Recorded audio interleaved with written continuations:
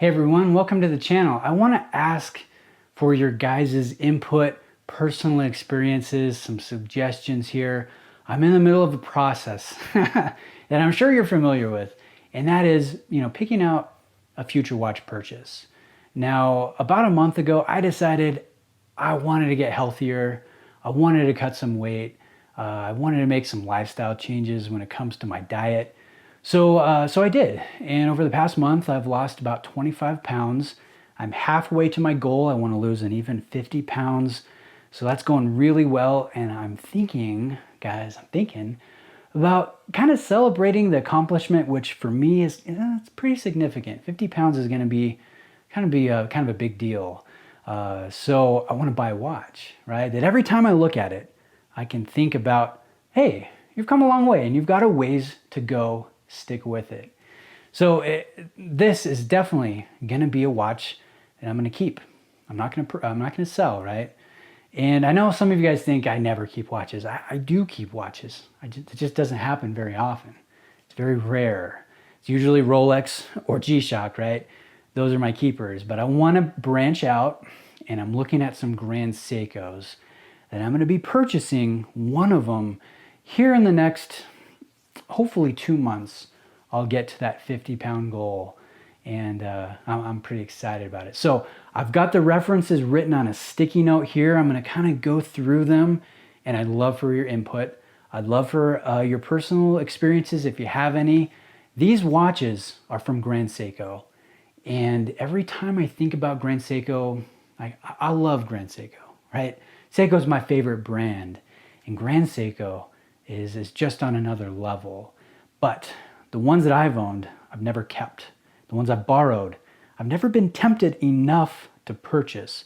There's one type that just grabs me as a watch fan, as a Seiko path, and that is their ivory champagne dial. I just think it's gorgeous, and apparently it's one of their more involved or difficult to produce dials out of all of their dials. Like, everyone talks about the Snowflake. Everyone talks about the Four Seasons, the Peacock, all of their amazing dials that I like. But the thing that I enjoy is none of these champagne ones are super popular. So it would really be, in a sense, my Grand Seiko, right? It's my personal achievement. This is my purchase. This is a watch that not everybody talks about. Not everybody, heralds and puts on a pedestal. And they don't pop up on the pre-owned market very often. So let me go through these. They all have this champagne dial, and I'm looking at some of their quartz, some of their spring drive. I'm not quite sure which way I want to go with. Now, the thing with Grand Seiko that bugs me, and I'm sure a lot of you guys can relate to this, they're thick. They're kind of chunky. They're very tall, right? And that's not necessarily a great thing. So that eliminates any automatic or any high beat. They're just too thick. They're close to 13 millimeter, which for a dress watch, I think is just too thick. Even though they wear well, they do fit under a cuff. It's going to bug me long term if I buy one of those. So that's why I'm looking at high accuracy quartz. They're right around 12. Spring drive right around 12 and a half, really at the limit of the height that I want to go. And the more I think about it, Grand Seiko, hey, they're known for quartz. They're the kings of quartz. Spring drive is incredible. So I think it's pretty fitting that I'm going to purchase either one of their quartz pieces or one of their spring drive pieces. Okay, so the first contender, this is the SBGP001. This retails for $3,200. This is the beautiful 44GS case, which came out in 1967 originally. It's iconic. It does have the 5-link bracelet here. It does have the blued hand. And this has the 9F85 quartz, which carries the jump hour feature. So great for traveling, great for daylight savings or adjusting that date, on an odd month. So I like this one quite a bit. Now here's another quartz. This one is a recent release, came out in February of this year, the SBGN011.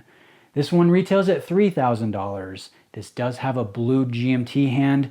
This is 40 millimeter, a little bit taller than the 44GS case at 12.2, and does have a 9F86 movement, which of course is a true GMT, so that hour hand, the local hand, can go forward or backward, just like the jumping hour in that 44GS case that I just referenced. Now this one is classic GS, classic modern GS. I love that it has a complication.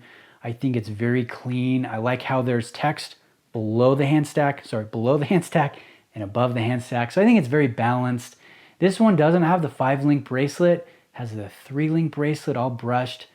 In honesty, I do prefer the 5-link, but I really like the case. That one thing that kind of gives me a little bit of apprehension about the 44GS is there's a lot of Seiratsu on the top of the lugs, and I'm afraid I'm gonna mar it and scratch them up pretty good. And so the case shape of this SBGN, I think would be really good.